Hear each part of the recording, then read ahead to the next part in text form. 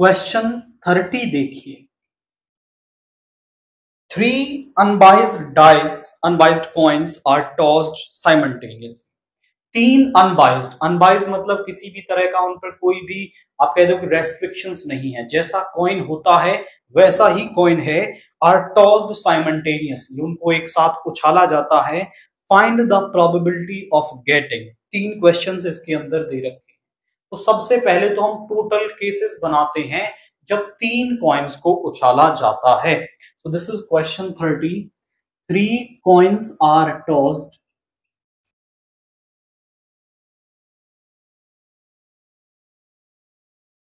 then total cases are,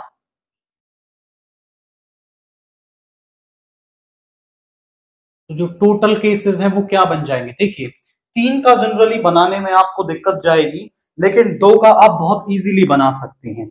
जैसे H H, H T, T H, T T, ये बन गया 2 का।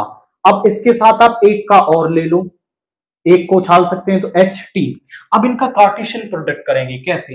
एच एच को दोनों के साथ लिखो, एच एच को इसके साथ लिखेंगे तो टोटल केसेस क्या बन जाएंगे, एच एच एच। फिर एच एच को टी के साथ लिखो, एच एच टी। इसका काम हो गया, इसको हटा दो यहां से। अब एच टी को दोनों के साथ लिखो, H T H, H T T. उसके बाद T H H, T H T. T H को लिख दिया, अब टी टी को लिखो, T T H, T T T. अब 2 की पावर में, 2 की पावर में अगर एक कॉइन को उछाल रहे हैं तो 2 केस, 2 को उछाल रहे हैं तो 4 केस, 2 की पावर 3 अगर 3 को उछाल रहे हैं तो टोटल 8 केसेस हमारे पास बनते हैं। 1 2 3 4 5 6 7 8, तो यहां पर भी 8 केसेस ही बन रहे हैं।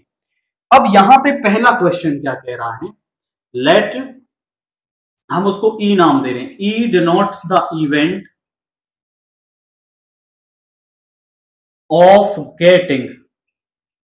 क्या कह रहा है वो, at least one head, at least one head मतलब कम से कम एक हेड आए। कम से कम एक हेड चाहिए, 2 वाले भी चलेंगे और 3 वाले भी उसमें चल जाएंगे।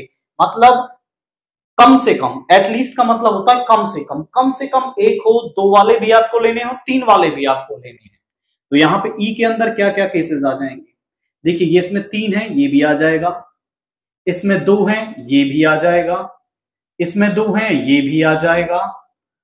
इनफैक्ट इसमें सारे आ जाएंगे, बस केवल एक नहीं आएगा, दैट इज यहां पे एक भी हेड नहीं है, तो ये आपका इसके अंदर नहीं आएगा, क्योंकि उसने कहा है कम से कम एक चाहिए। तो जिसमें 1 है, 2 है, 3 है, वो सब इसके अंदर आ जाएंगे। तो यहां पे हम प्रोबेबिलिटी ऑफ इवेंट ई निकाल रहे हैं, that is equal to favourable number of cases upon total number of cases.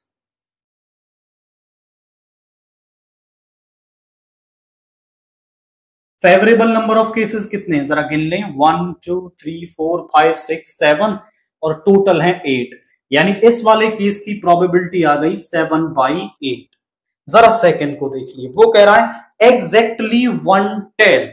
हमें वो केसेस की प्रोबेबिलिटी निकालनी है जिनमें आपका एक टेल हो। इसको हम एफ इवेंट नाम दे देते हैं। Let F denotes the event have exactly 1 tail, जिनके पास क्या हो आपका एग्जैक्टली एक टेल हो।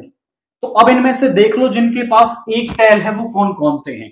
एक तो देखिए जरा ये एच एच टी, ये वाला पार्ट है एच एच टी, एंड एक टेल एग्जैक्टली 1 टेल, एक यहां पर भी आपका एक ही टेल है और एक यहां पर आपका एक टेल है। इसके अलावा तो एक से ज्यादा टेल्स यहां पर प्रेजेंट है, एच टी एच और टी एच एच। इन 3 केसेस में आपका 1 टेल प्रेजेंट है, तो इसकी जो प्रोबेबिलिटी है वो भी क्या हो जाएगी, that is also favourable number of cases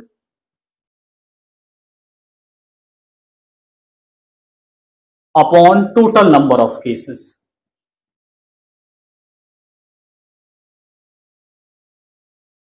तो यहां पे इसकी भी प्रोबेबिलिटी कितनी होगी 3/8। फेवरेबल केस है 3। थर्ड वाला पार्ट हमसे क्या कह रहा है, find the probability of 2 heads and 1 tail. Let इस इवेंट को नाम दे देते हैं हम सम A. A denotes the event of getting, क्या मिले हमें, वो कह रहा है आपको मिले 2 head and 1 tail. 2 head and 1 tail, ये हमने इस इवेंट को नाम दे दिया ए, कि हमें 2 हेड मिले और 1 टेल मिले। जनरली आप देखो तो यही केस है, 1 टेल, 2 हेड और 1 टेल। तो यहां पे आप देखें किस किस में आ रही है, 2 हेड और 1 टेल इसमें आ रही है, एच एच टी में, एच टी एच में और टी एच एच में। इनके अलावा कोई और ऐसा केस नहीं है जहां पे 2 हेड 1 टेल मिल जाएंगे। तो probability of this event A क्या हो जाएगी, favourable number of cases that is H H T, that is 3/8। यानी इसकी भी जो प्रोबेबिलिटी है वो हमारे पास 3/8 आ रही है। अब एक बार अगर आप टोटल केसेस बना लेंगे ना, फिर आपसे वो किसी भी तरीके का क्वेश्चन पूछ ले, आप हर क्वेश्चन का आंसर यहां पर दे पाएंगे। क्वेश्चन 31 देखिए। An arc of circle of radius 10 cm subtending a right angle at the center of the circle. Find the area of corresponding major sector. हमारे पास क्या है, एक सेक्टर है, उसमें एक आर्क है, लेट्स से दिस आर्क, वो सेंटर पे क्या कर रही है, 90 डिग्री का एंगल सबस्टेंड कर रही है। और वो कह रहा है कि इसकी जो रेडियस है वो 10 सेंटीमीटर है। और वो कह रहा है कि इस सर्कल के जो मेजर सेक्टर बन रहा है, यानी ये वाला पार्ट जो बन रहा है, इसका एरिया हमें बताना है। तो इसको निकालने के लिए हम क्या करेंगे, पहले इस माइनर सेक्टर का एरिया निकाल लेंगे। पूरे सर्कल में से माइनर सेक्टर का एरिया सब्ट्रैक्ट कर देंगे तो मुझे मेजर सेक्टर का एरिया मिल जाएगा। मैं यहां पे लिखता हूं radius of circle, radius of circle is equal to 10 centimetre.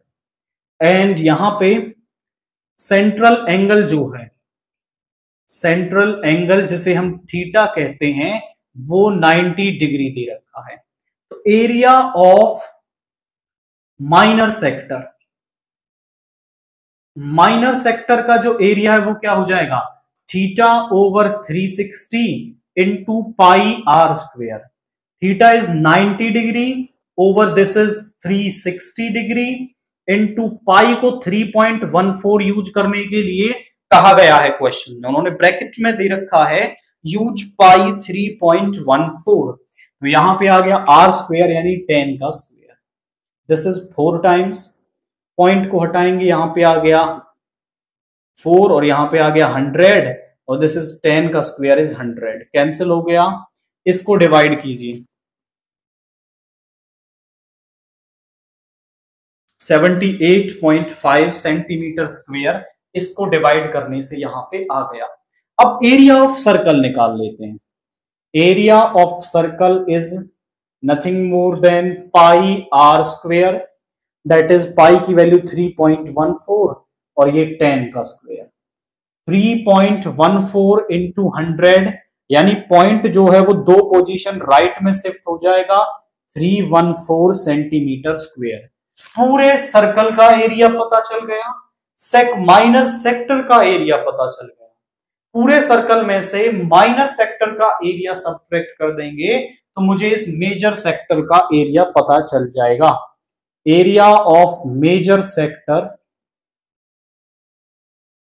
Is equal to area of circle minus area of minor sector.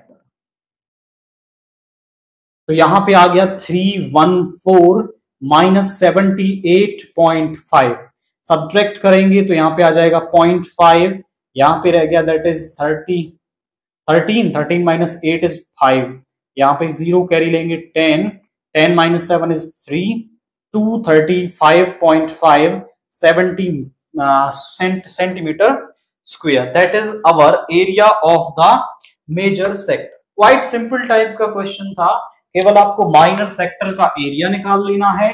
Circle के एरिया में से जैसे ही आप उसे सब्ट्रैक्ट करेंगे तो मेजर सेक्टर का एरिया आपको यहां पर मिल जाएगा। सेक्शन डी से क्वेश्चन 32 का ए पार्ट देखिए। फाइंड द वैल्यू ऑफ के for which the quadratic equation k plus 1 x square minus of 6 k plus 1 into x plus 3 into k plus 9 is equal to 0 and k is not equal to 1 has real and equal roots। अब हमारे पास जो given quadratic equation है उसको मैं लिखता हूं। यहां पर जरा देखिए, the given equation is, the given quadratic equation is,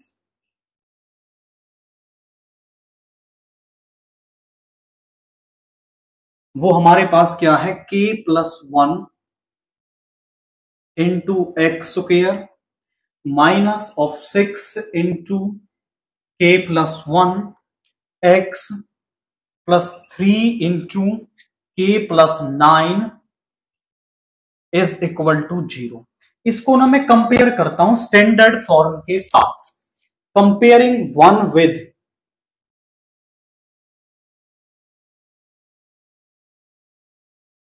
A x square plus b x plus c is equal to 0। तो जो एक्स स्क्वायर का कोफिशिएंट है वो है a, that is k plus 1 and b is minus of 6 k plus 1 and c is equal to 3 of k plus 9। हमारे पास quadratic equation के तीन cases होते हैं। हम निकालते हैं discriminant, that is b square minus 4ac। अगर जो d है वो ग्रेटर इक्वल टू 0 है तो रूट्स होते हैं रियल एंड इक्वल, और अगर d ग्रेटर देन 0 है तो रूट्स होते हैं रियल एंड डिस्टिंक्ट, और अगर d लेस देन 0 होता है तो नो रियल रूट एग्जिस्ट। अब वो कह रहा है कि रूट्स जो है वो रियल एंड इक्वल हैं, मतलब जो डिस्क्रिमिनेंट है वो 0 के इक्वल होगा। हम कहेंगे roots are real and equal.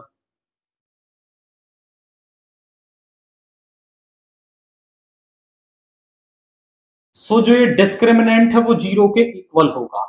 Discriminant that is, आप कह सकते हो d is equal to 0 which implies b square minus 4ac is 0। तो यहां b की वैल्यू रख दो, that is minus 6 into k plus 1 का square minus 4 into k plus 1 into 3k plus 9, ये 0 के इक्वल होगा। माइनस 6 का स्क्वेयर हो गया 36, यहां बन गया k प्लस 1 का स्क्वेयर माइनस 12, यहां मल्टीप्लाई कर लो, k square plus 9k plus k plus 9 is equal to 0। यहां से 12 कॉमन आ सकता है, यहां बच गया 3, k square plus 1 plus 2k, a plus b का होल स्क्वायर लगा दिया, माइनस यहां पे तो 12 चला गया, k square plus 10k plus 9 is equal to 0। यहां 12 डिवाइड में इधर चला जाएगा, 0 बन जाएगा।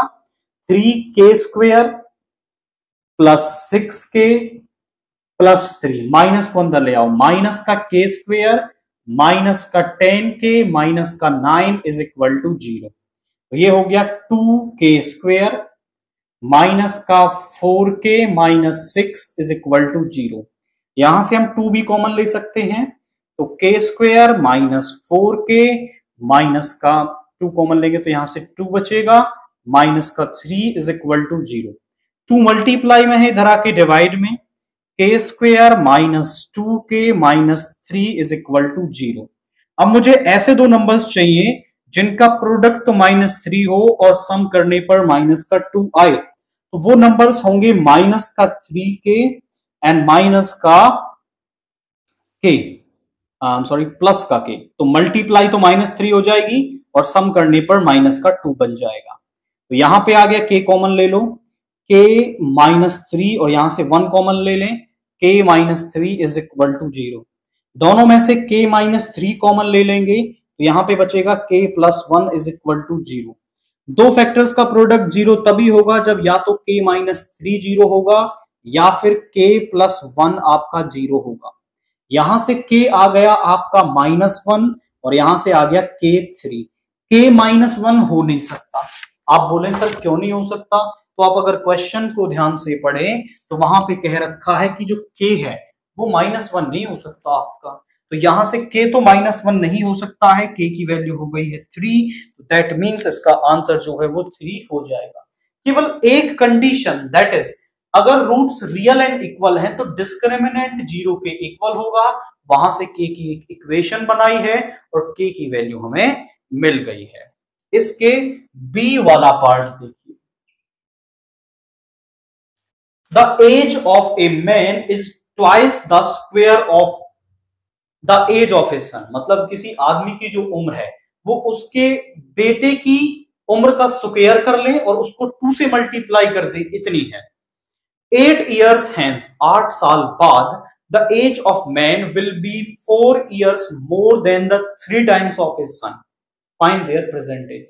तो मैं सन की प्रेजेंट एज मान लेता हूं। Let present age of sun,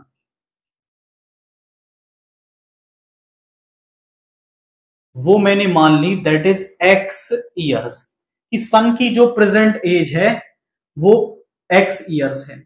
present age of father, present age of father कितनी हो जाएगी? देखिए जरा, पहली कंडीशन में वो क्या कह रहा था कि बेटे की उम्र का स्क्वायर उसका 2 टाइम्स, इतने साल उस फादर की उम्र है। आई रिपीट माय वर्ड्स, बेटे की जितनी उम्र है ना उसका स्क्वायर करना है और उसका 2 टाइम्स, इतनी उसकी प्रेजेंट एज है। अब जो अगली कंडीशन है वो आने वाली है 8 साल बाद की उम्र पे, तो हम यहां पे लिख लेते हैं after 4 years, I am sorry 8 years, after 8 years son age. तो सन की उम्र कितनी हो जाएगी? देखिए मान लीजिए मेरी उम्र अभी 25 साल है, तो 8 साल बाद मेरी उम्र कितनी होगी? मैं उसमें 8 ऐड कर दूंगा, आपकी उम्र 15 इयर्स है। आप 10 साल बाद कितनी उम्र के होंगे? 25 के होंगे। तो जितने साल बाद की पूछ रहा है उतना हम उसमें ऐड कर देंगे। तो यहां पे x है, x प्लस 8 साल बाद x plus 8 years, after 8 years father की एज कितनी हो जाएगी? अभी कितनी है उसकी? अभी उसकी उम्र है 2x स्क्वायर और प्लस में 8 इयर्स हो जाएगी। अब अकॉर्डिंग टू क्वेश्चन हम करें कि 8 साल बाद उनकी उम्र में क्या कंडीशन बन रही है? जो फादर की उम्र है, फादर की जो उम्र है will be 4 years more than the 3 times of his age of his son. Son की एज का 3 टाइम्स कर दें और उसमें 4 ऐड कर दें, तब वो फादर की एज के इक्वल बनेगी। आई रिपीट माई वर्ड्स कि फादर की जो एज है वो सन की एज का 3 टाइम कर दें, उसमें 4 ऐड कर दे, तब उसके इक्वल बनती है। तो दोनों को इक्वल करने के लिए मैंने ऐसा कर लिया। अब यहां से x में इक्वेशन बना लो, 2x square plus 8 plus 3x plus 24 plus 4, इधर ले आओ, 2x square plus 3x plus 8 और यहां पे आ गया आपका दिस इज माइनस का 28 इज इक्वल टू 0, ये माइनस का 3x, तो यहां पे 2x स्क्वायर माइनस का 3x एंड ये हो गया आपका माइनस का 20 इज इक्वल टू 0।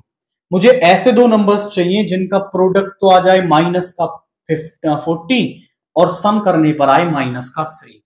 तो 8 और 5 का प्रोडक्ट 40 आ जाता है, तो यहां पे आप ले लोगे 2x स्क्वायर माइनस का 8x प्लस का 5x minus 20 is equal to 0 and यहां पे आप इसमें से 2x कॉमन ले लेंगे तो x माइनस 4, यहां से 5 कॉमन ले लेंगे x माइनस 4, दोनों में से x माइनस 4 कॉमन ले लेंगे एंड यहां पे 2x plus 5 is equal to 0। दोनों में का प्रोडक्ट जीरो तब होगा जब या तो x माइनस 4 जीरो के इक्वल होगा या फिर जो 2x प्लस 5 है वो जीरो के इक्वल होगा। यहां से x आ गया 4 और यहां से x आ गया माइनस का 5/2, ये हो नहीं सकता क्योंकि x जो है वो एज है और एज नेगेटिव नहीं हो सकती आपका, age can not be negative. ऐसा थोड़ी हो सकता है कि भाई कोई बच्चा पैदा होता है तो भी वो कुछ घंटे का तो पैदा होता है, कुछ उम्र होती है 1 दिन 2 दिन, नेगेटिव किसी की भी नहीं होती है, तो ये नहीं हो सकती। तो प्रेजेंट एज ऑफ सन कितनी हो गई है? Present age of son is 4 years and present age of father कितनी हो जाएगी? पुट कर दो 2 इंटू 4 का स्क्वायर यानी 32 इयर्स। तो हमने यहां पर दोनों की जो प्रेजेंट एज है वो निकाल दी। पहले वाली कंडीशन लगाई, फिर दूसरी कंडीशन लगाई, एक्स में इक्वेशन बनी, सॉल्व किया, एक्स की वैल्यू निकाली और उसे वापस यहां रखने से हमें दोनों की प्रेजेंट एज मिल गई है। क्वेश्चन 33 देखिए। From A point on a bridge across the river, कोई नदी है उस पर एक ब्रिज बना हुआ है। अब जो नदी पर जो ब्रिज बनता है वो ऑब्वियसली जैसे यहां नदी जा रही है, ये नदी है तो इसके ऊपर ब्रिज थोड़ा ऊपर ही बनता है। The angles of depression on the banks of opposite side of the river are 30 and 60 degree respectively. If the bridge is at a height of 4 meter from the banks, find the width of the river. मान लो ये आपकी नदी बह रही है, यहाँ पे नदी का इतनी चौड़ी है नदी, दिस इज ए बी हमने उसकी विड्थ मान ली। जो ब्रिज है, ब्रिज वो कहीं यहां पर है, ऊपर ए से बना हुआ है, ये डॉटेड लाइन ब्रिज को शो कर रही है। तो ब्रिज पर कोई पॉइंट है, let's say this point is P, इस पॉइंट से और ये जो हाइट है दैट इज, इसको नाम दो सम सी, तो ये 4 मीटर है। इस पॉइंट से जो ब्रिज पर पॉइंट है, एंगल ऑफ डिप्रेशंस जो है, मान लो ये वाला एंगल आपका बन रहा है 60 डिग्री और एक एंगल ऑफ डिप्रेशन बन रहा है 30 डिग्री। तो ये और ये लाइन पैरेलल हो गई, जितना ये वाला एंगल उतना ये वाला एंगल, अल्टरनेट इंटीरियर, और ये भी कितना हो गया 60 हो गया। अगर हम ऐसा कह रहे हैं ये दोनों लाइनें पैरेलल हैं तो ये वाले एंगल आपस में इक्वल होते हैं, these are alternate interior angle. ये एंगल ऑफ डिप्रेशन है।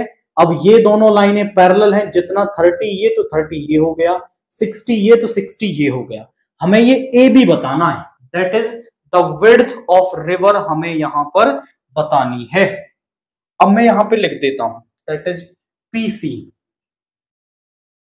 Height of bridge, height of bridge हमने ये लिख दी यहां पर, that is 4 metre. Now in triangle PCA ले लेता हूं मैं, इन ट्रायंगल पीसीए। जब हम ट्रायंगल ट्रिग्नोमेट्री का यूज करते हैं तो एक साइड तो हम ऐसी लेते हैं जो हमें पता होती है और एक हम वो लेते हैं जो हमें निकालनी होती है। तो पता हमें यहां पर पीसी है और निकालनी मुझे एसी है। इस ट्रायंगल का यूज करके एसी निकालूंगा, इस वाले ट्रायंगल का यूज करके सीबी निकालूंगा, दोनों को ऐड कर दूंगा तो मुझे एबी मिल जाएगी, that means the width of river मिल जाएगी। तो हम यहां पे कर लेते हैं इन ट्रायंगल पीसीए, तो पीसी ओवर सीए। अब ये एंगल से 90 डिग्री की तरफ मूव करोगे बेस, उससे अगली साइड परपेंडिकुलर एंड जो रेस्ट है वो हाइपोटेनियस। आपके पास एक रूल होता है PBP over HB, perpendicular over base, that is perpendicular over base होता है 10 और एंगल बन रहा है 30 degree.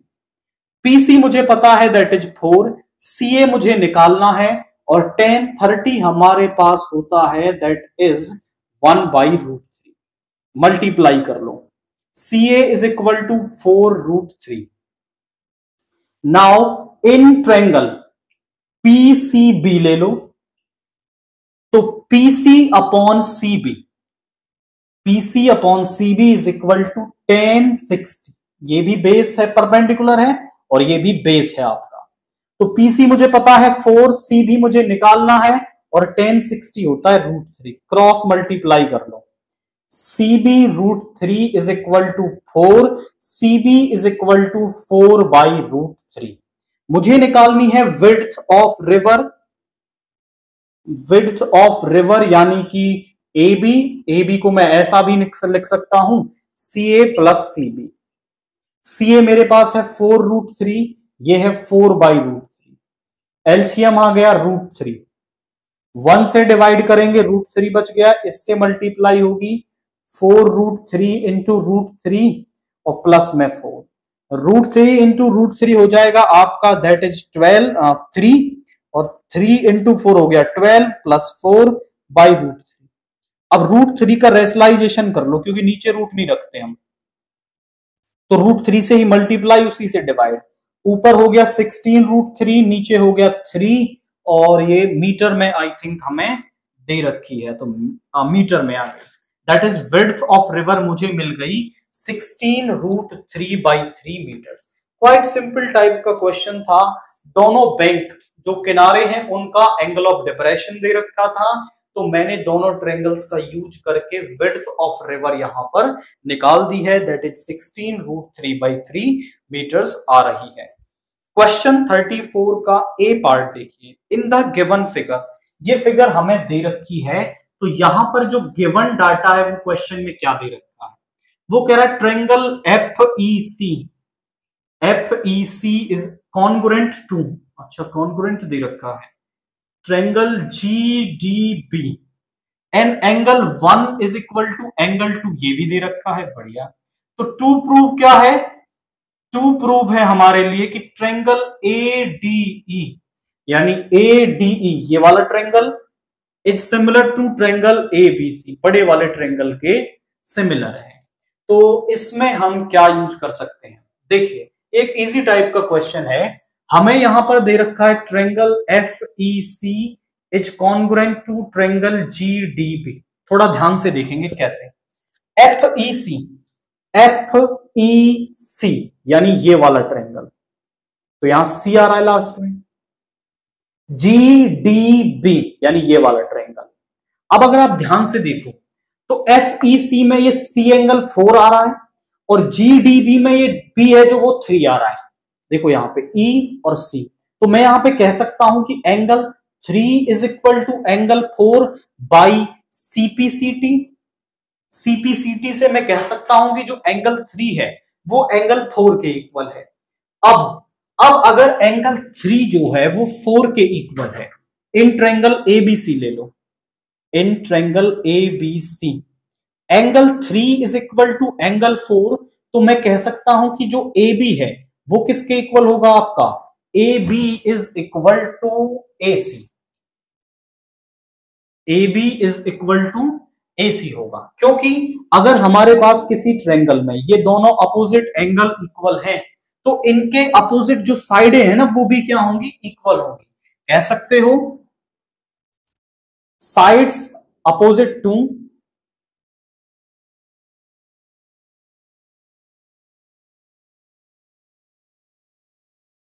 Equal angles are equal, तो ये साइडें क्या हो गई आपकी, इक्वल हो गई। तो यहां से ए बी जो है वो ए सी के इक्वल आ गया। और आप यहां ए डी ई में देखो, इन ट्रायंगल ए डी ई में देखो, तो यहां पर जो एंगल 1 है वो एंगल 2 के है, angle 1 is equal to angle 2, ये दे रखा है गिवन। अब ये दोनों भी साइडें इक्वल है, तो एडी जो है वो ए ई के इक्वल हो जाएगा। AD is equal to A ई, इसे नाम दे दो सेकंड, इसे नाम दे दो फर्स्ट। सेकंड को डिवाइड कर दो फर्स्ट से, डिवाइडिंग सेकंड बाई फर्स्ट, तो यहां पे AD upon A B is equal to A E upon A C, ऐसा कह सकते हैं हम। देखिए AD upon A B, A E upon में ए सी आ रहा है, and by converse of BPT हम ऐसा कह सकते हैं DE is parallel to BC, DE is parallel to BC by converse of BPT हम ऐसा कह सकते हैं। तो ये हो गया। अब ये अगर पैरेलल हैं तो नाउ अब ले लो जो प्रूव करना है, in triangle A B A D E and triangle A B C, जरा चेक करिए ADE एंगल 1 जो है वो एंगल 3 के होगा क्योंकि ये दोनों साइडें पैरेलल हैं, और एंगल 2 जो है वो एंगल 4 के होगा। आप बोले सर कैसे होगा?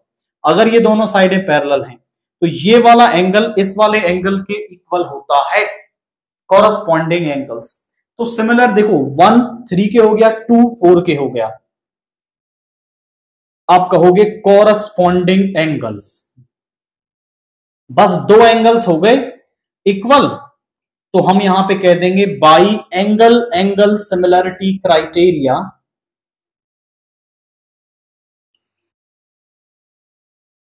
Triangle ADE is similar to triangle ABC। और यही तो हमें प्रूव करना था कि ये जो छोटे वाला ट्रायंगल ADE है वो बड़े वाले ट्रायंगल ABC के क्या होगा? सिमिलर होगा। हमने पहले तो यहां पे 3 और 4 को इक्वल दिखा दिया, फिर ये दोनों साइडें इक्वल हो गई, उन्हें हम ले आए प्रोपोर्शन में, और जैसे ही कन्वर्स ऑफ BPT से हमने ये लिखा कि DE is parallel to BC, तो फिर ये दोनों एंगल इक्वल हुए और हमने क्या कह दिया है कि ये दोनों ट्रायंगल आपस में सिमिलर होंगे। इसका जो B वाला पार्ट है, 34 का जो B वाला पार्ट है, उसे आप हम प्रीवियस वीडियो में कवर कर चुके हैं, उसे आप यहां क्लिक करके देख सकते हैं। क्वेश्चन 35 देखिए, A wooden article was made by scooping out a hemisphere from each end of a solid cylinder। हमारे पास क्या है? एक सॉलिड सिलेंडर है। This is the solid cylinder. Solid मतलब यहां पे अंदर से भरा हुआ है वो, इस तरीके से। वो क्या कह रहा है कि दोनों तरफ से एक हेमिस्फीयर को स्कूप कर लिया गया है।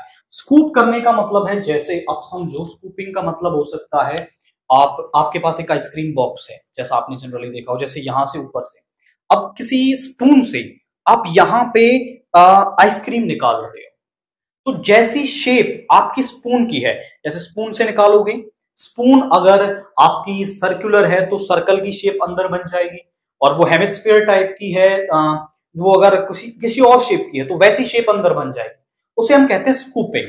तो हेमिस्फीयर टाइप का पार्ट यहां से निकाल लिया गया है, यहां से भी निकाल लिया गया है।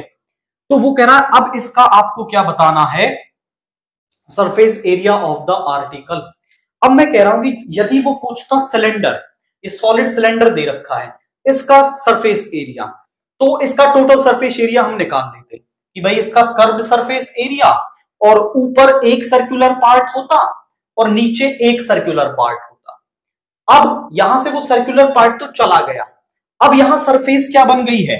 सरफेस बन गई है ये, ऊपर भी सरफेस बन गई है ये, यानी वो सर्कुलर वाला पार्ट चला गया और अब सरफेस है ये, और ये सरफेस बन गई। सरफेस मतलब होता है जो एनवायरनमेंट के एक्सपोजर में आ रही है। अब जैसे यहां से आपने जो पार्ट निकाल लिया, अब अंदर तो वैसी शेप बन जाएगी, वो एनवायरनमेंट के टच में आ गई, दैट इज सरफेस। तो यहां पे हमें कुछ पार्ट दे रखा है, that is radius is 2.1 centimetre दोनों पार्ट्स की, और जो इसकी हाइट है दैट इज 5.8 सेंटीमीटर। तो मैं लिखता हूं height of cylinder,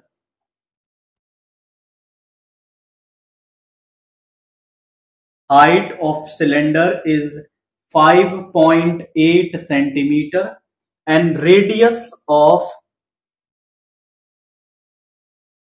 cylinder is 2.1 centimeter. We have to find total surface area of that article। वो क्या होगा? देखिए यहां सरफेस है, that is CSA of cylinder plus CSA of this hemisphere, इस हेमिस्फीयर का भी CSA, और ये दो हेमिस्फीयर्स हैं तो multiply by 2। CSA of cylinder होता है 2 पाई RH, ये होता है 2 इंटू 2 पाई R स्क्वेयर। अब यहां से आप देखो तो 2 पाई R कॉमन ले सकते हो, यहां बचा H और यहां बच गया 2R। अब वैल्यू रख दो, पाई की वैल्यू 22/7, और जो R है हमारे पास दैट इज 21/10 लिख सकते हो इसे। H इज 5.8 प्लस 2.1 इंटू 2, यहां पे आ गया दैट इज 7 से 3 टाइम 6 इंटू 22/10, और यहां पे आ गया दिस इज 5.8 प्लस 4.2, यानी यहां पे आ गया 132/10, और 8 plus 2 is 10, 0 and this is 10, तो यहां पे लिख सकते हो 132/10 इंटू 10, ये कैंसिल हो गया, 132 सेंटीमीटर स्क्वायर। ये मेरे पास क्या आ गया, इसका टोटल सरफेस एरिया आ गया। क्वाइट सिंपल लॉजिक था, बस आपको माइंड में स्ट्राइक करना चाहिए कि टोटल सरफेस एरिया निकाल रहे हैं, तो अगर जब उसे निकाल लेते हैं तो यहां भी एक सरफेस बिल्ड होगी और यहां भी।